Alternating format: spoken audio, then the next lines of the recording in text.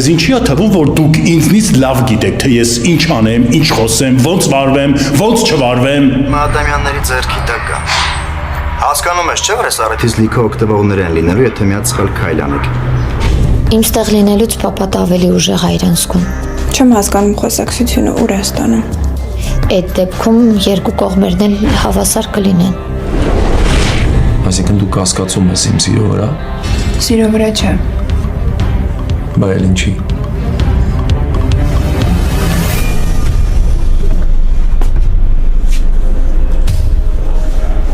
Սկզբում զարմացել էի, որ Սոնային ընդունել ես։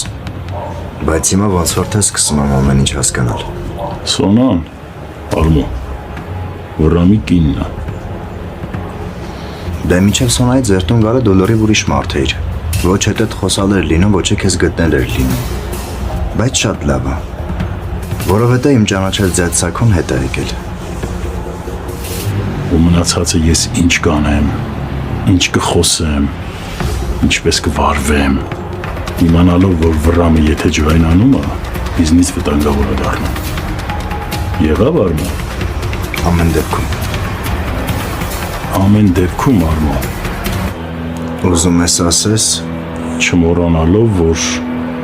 Նարեն Արմո վերջին հնարավորությունը օգտվի առիթից։ Լավ։ Տեսակ նրա դեմքը, չէ, լուրջ եմ հարցնում։ Տեսակ Կարոյի դեմքի արտահայտությունը, երբ հասկացավ, որ օղակը սեղմվում է։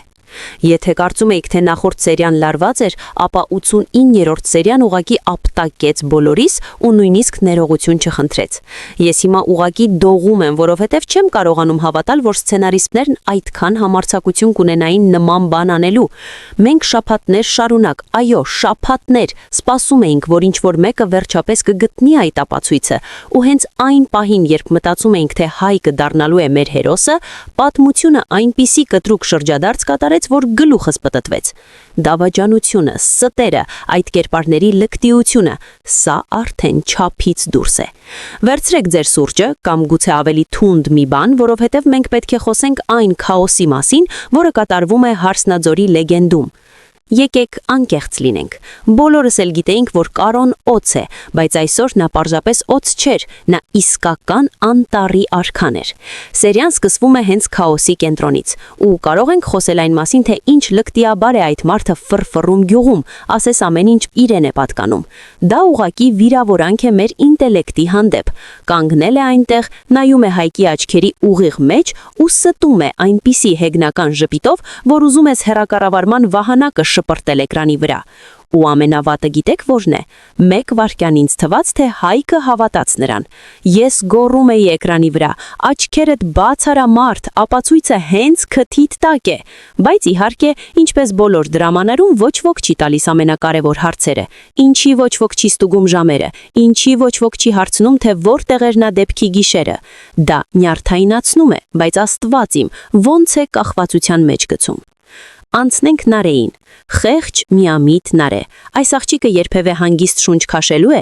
Ուրվականի պես է ման գալիս, ու անկեղծ ասած, կարող եք մեղադրել նրան։ Նա գիտի, որ ինչ-որ բան այն չէ, դա երևում է նրա աչքերում, նրա ինտուիցիան գոռում է, որ պետք է փախչել, բայց նա մնում է։ Ինչի է մնում։ Սա սեր է, վախ է, թե պարզապես սպասում է ճիշտ պահին բոլորին բացահայտելու։ Ուզում եմ հավատալ, որ նա ինչ-որ հանջարեղ պլան ունի, բայց այն, թե ինչպես նա վարանեց, երբ տեսավ նամակը, սիրտս կոտրվեց։ Նա ճշմարտությունը բառացիորեն պահել էր ձեռքերում, իր ազատությունը իր ձեռքերում էր, բայց ուղղակի քարացավ։ Կարծես դանդաղեցված կադրով ավտովթար ես նայում, ուզում ես հայացքդ թեքել, բայց չես կարողանում։ Այդ տեսարանի լարվածությունն այնքան խիտ էր, որ կարելի էր դանակով կտրել, իսկ լռությունը ցանկացած ճչոցից բարձր էր։ Բայց իրական բամբասանքը, այն ինչի մասին դեռ ոչ ոք չի խոսում, գյուղի մեծերի հայացքների փոխանակումն էր։ Որսացիք այդ պահը, երբ բակում վեճը բռնկվեց, ուշադիր նարեք հետին պլանին,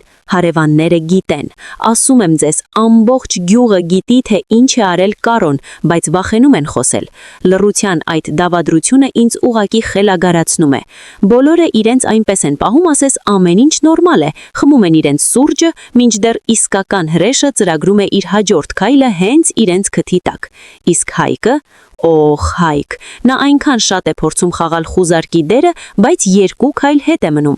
Ամեն անգամ, երբ նա մոտենում է ճշմարտությանը, ինչ որ մեկը խանգարում է։ Կասկածելի է, չէ՞։ Սկսում ես մտածել, որ նա իր իսկ շրջապատում դավաճան ունի, որովհետև ոնց է Կարոն միշտ ամեն ինչ իմանում, ոնց է նա միշտ կանխագուշում նրանց քայլերը։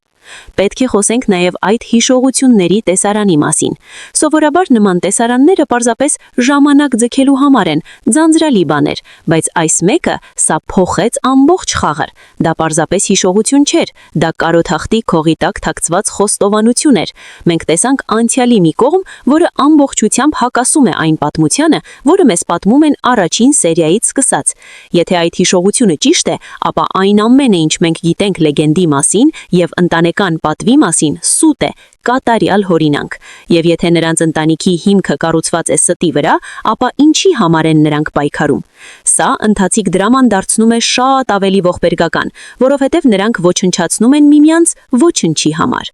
Բայց հենց այն պահին, երբ մտածում էի, թե ամեն ինչ հասկացել եմ, հենց այն պահին, երբ կարծում էի, թե գիտեմ, թե ով է իրական չարագործը, տեսախցիկը պտռվեց դեպի դուռը։ Ով էր կանգնած ստվերում եւ հետևում ամբողջ առնչվությանը, իսկ ինչու էր նա այդքան ժպտում։